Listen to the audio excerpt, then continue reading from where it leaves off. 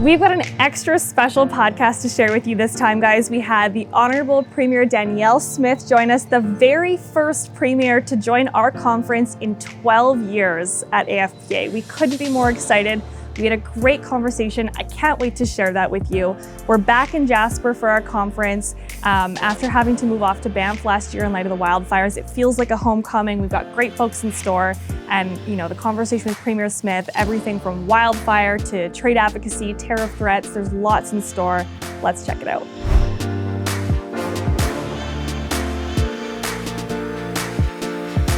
Premier, we're just really incredibly honored to have you here at this AGM. This is the first time we've had a Premier join us for 12 years. And I know last night you joined us for dinner. There was a helicopter tour in town. Just maybe tell me a little bit about what it's like for you to be here chatting with forestry leaders in Alberta. And Well, I can tell you we have a lot of expertise in our caucus on the forestry industry because we have so many MLAs who come from areas where forestry is an essential part of the economy.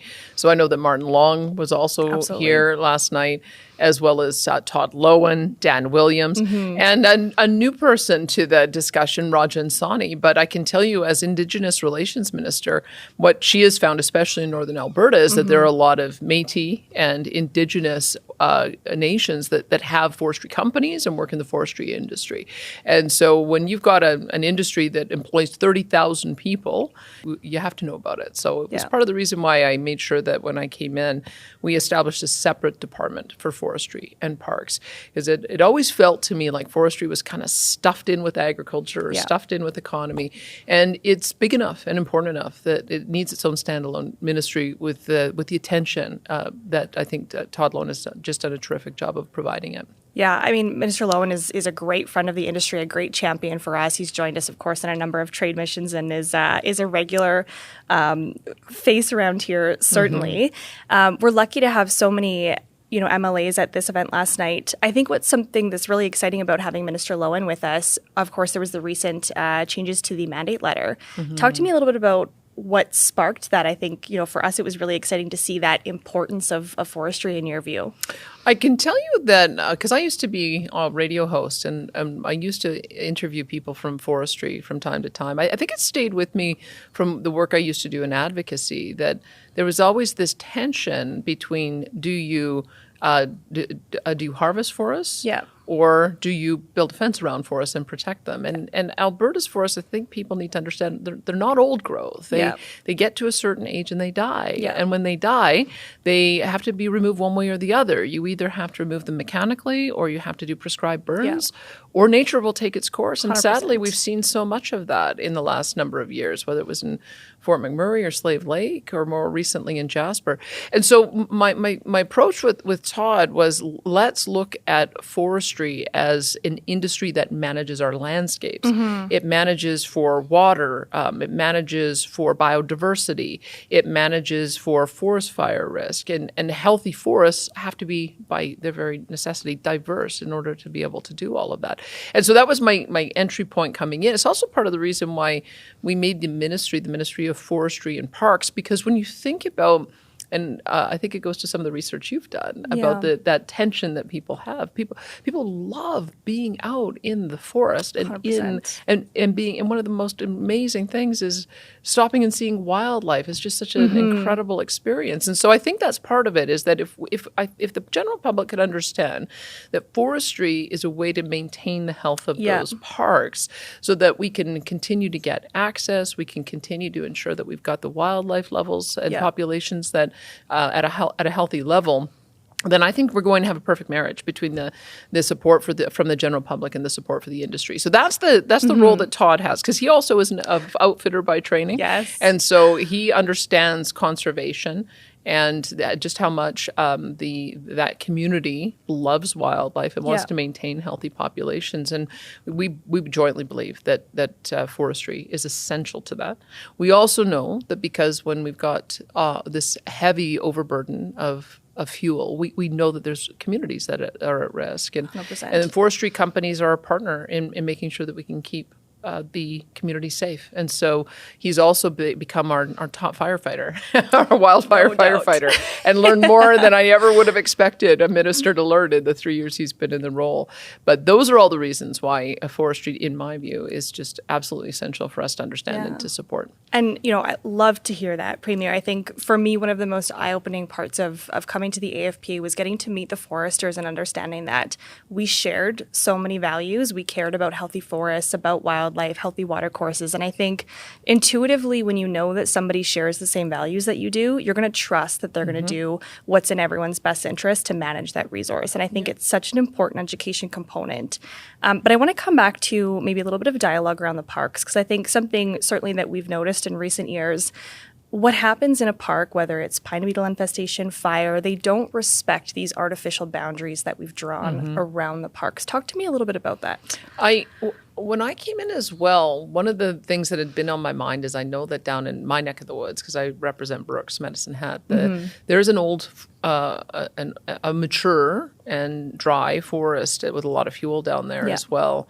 And so it was one of the first things that I talked to Todd about is, are we managing our own landscapes and our own parks in a way that's consistent with the values that I just described? And so it is complicated because you have to make sure that you're bringing the public along with you to understand that if we do some of these changes now and we do some of this harvesting now, it will just make sure that you have the park available for greater enjoyment. So we're doing that review, especially after what happened in Jasper. I said we can't complain about how the federal government manages its parkland areas if we're not managing ours appropriately too. So it was really good to see when I came up here to Jasper. I was coming from Banff, and so we were able to do an aerial tour by helicopter. And you can see, to everyone's credit, everyone I think learned the lessons that we needed to learn last year. And there's some very aggressive harvesting taking place in the right areas in order to be able to protect towns and create those kinds of breaks. So I think we're slowly but surely everybody is getting that education, and I think your data shows that to see the increase in the respect and appreciation that people have for the forestry industry, having moved so much in such a short period of time. You're now approaching the level that our food producers have, and food producers have always enjoyed a special place in the hearts of Albertans because we understand intuitively how much they manage the landscapes, care about their animals, and then also are able to provide environmental value. And so I think that if forestry is seen in that same way, that's going to be great for all of us, because we do have this hybrid in our province. Where in the north, it's forests. In the south, it's rangelands. And so being able to have a holistic view about how both of those industries help to keep a healthy environment, I think that there's really good work being done there. So congratulations to you on helping to move the public along in their understanding. Thank you. Yeah, I couldn't have said this enough times last night. We're so incredibly proud of those numbers. And so right now it's over 3 in every 5 Albertans feel positive about forestry in Alberta. And I think historically we've always kind of referred to forestry communities as those in the province. There's always, over 70 of them that are directly supported by forestry. But I think in also very many ways, Alberta is also a forestry community. And you've shared lots about the economic impact and the way that your government views the importance of that industry. Talk to me a little bit about what your vision is for the future of forestry in Alberta. Certainly ours is to be the #1 forest product manufacturing jurisdiction in North America, but what are your thoughts? Well, number one, it would be nice for us to finally get some kind of détente with the Americans. It seems it doesn't matter who happens to occupy the White House and what party. We've been in a fight since going back to 2015, and so it would be wonderful if we could find out what that future path looks like. Because the Americans they're our most important market for so many reasons, the proximity being one. Anytime we're now looking at a new market, we're looking at additional costs. So trying to restore a good relationship with the Americans, I think, is very important. But also looking at the opportunity. And the nice part about being located in Western Canada is that our orientation is towards the West Coast and markets in Asia. Yes. And Todd and several other ministers, including myself, have made trips over to Japan and South Korea. They love the products that they have from us already. They want more of it. And so when you think about what does that look like, well, it could be lumber. It could be pellets. It could be, I was talking to one of your members last night about how their product is ground down and then used into kitty litter. I know that there's a really durable cardboard type of bag for pet food that can be made because our fiber being in the north is just so much sturdier. So what are all those value-added products that you can have? I noticed, for instance, in the canola industry, this is part of my thinking around this, is that not only is canola used for food, but it's now also used for biofuel. And so a new biodiesel plant just opened up with Imperial, and they're going to need 2.5 million tons a year of canola, which is about the same amount that we currently sell to China. So are there opportunities for forestry to do something along those lines? We have an agri-food tax credit of 12% that allows for industry to find new ways and get a little bit of a boost to find new ways to use all those agricultural products. Maybe we need to look at something for forestry as well to see if there are some additional value-added opportunities. The other thing that I think we can do is to keep on building. Alberta is continuing to build, continuing to grow. We've got schools we're building, health centers we're building. We have to build several thousand more seniors complexes, as well as affordable housing, and being able to have a good supply of material locally is important. Maybe that's one of the reasons we've been able to keep up with the number of people moving to our province as well. We are building as many homes here as Ontario, and Ontario is more than 3 times our size from a population point of view. So that could be the issue around proximity as well. But there is also, I don't want to totally lose the thread about new markets because DP World runs the ports on the West Coast. Port of Prince Rupert in particular is one that I'm interested in. And they have a very interesting model in and I mention this because we're developing a really good relationship with United Arab Emirates. His Royal Highness, or His Excellency, who is the Minister of Tourism, was just in Calgary yesterday for what they call the Investopia event. And they go around the world talking about how we can invest and how we create utopia. So they're very, very future focused. But the interesting part about Dubai is that they've created processing facilities all around their major port. And so what they do is they take raw or partially finished products, finish processing them, and then they have access into China, into India, into Africa. I think the stat we got yesterday is that they do $100 billion worth of trade already into China and $100 billion into India. And so when you think about we already have the established relationship, how can we leverage their 19 free trade agreements with with the countries they have free trade with, and our excellent relationship with them in order to be able to open those markets? I think the possibilities really are endless. So I'm very bullish about the opportunities that the forestry industry has, and we'll keep on doing what we do to tell our story internationally. You may have noticed part of the reason we do that is we don't think anyone can tell the Alberta story better than my Alberta ministers 100%. And our Alberta industry. And so when we go abroad with the minister, we also like to take a delegation of industry members as well.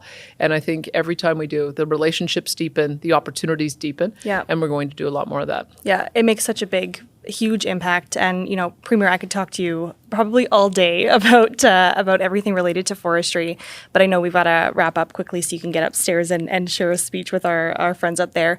Maybe if you could just quickly speak a little bit to the work that you're doing to advocate on behalf of our sector, particularly to the U.S., because I think, you've been an incredible champion on behalf of Alberta in this time of some real trade uncertainty with one of our biggest trading partners. And then really neatly, any closing thoughts that you want to share before you have to go? I do want to manage expectations because this is a very, very thorny, protracted, long fight. I think when I was in my economics degree at the university 100 years ago, we were still talking about softwood lumber issues with the United States. So it is a particular issue that keeps on flaring up over and over again. But I know that Minister Lowen has asked, and I've repeated this ask, is let's deal with this as a one-off issue because it is such a special issue. It's not quite the same since the issue's been on the table for a long time. Let's see if we can find out what are the the areas of contention. How can we make the argument that we need to have a different approach? Because the Americans as well, they're concerned about affordability, and you don't create more affordable housing by making the raw materials to build them more expensive. So I think that's the argument that I've made on any number of products is we can provide the materials that we could do value added in whichever level we need to, but they can also do the value added and get the benefit from that. 100%. And it keeps the cost low for their consumers. So what I find with the Americans is we have to speak in terms of their interests. Is how can we make life better for their people? How can our trade relationship be leveraged to their advantage? And it's mutually beneficial. Yeah. So we'll hope for a breakthrough on that. Fingers crossed. I had a chance to having a podcast on the weekend with Ambassador Pete Huckstra. So I'll see if I can squeeze any kind of pathway out of him on this one. I'll put it on the table and see if he can recommend a path forward. Awesome. We so appreciate it, Premier Smith, and I think you're absolutely right. It's got to be a mutually beneficial agreement because we are two long-time trading partners, and that relationship is important. Completely. Thank you so much for the work you do. Thank you. Thanks for joining me for another episode of Forestry Talks, a podcast that explores all things forestry in Alberta. If you're curious to learn more, check out our website, albertaforestproducts.ca or loveabforest.ca. I'm your host, Aspen Dudzic, and I'll see you next time.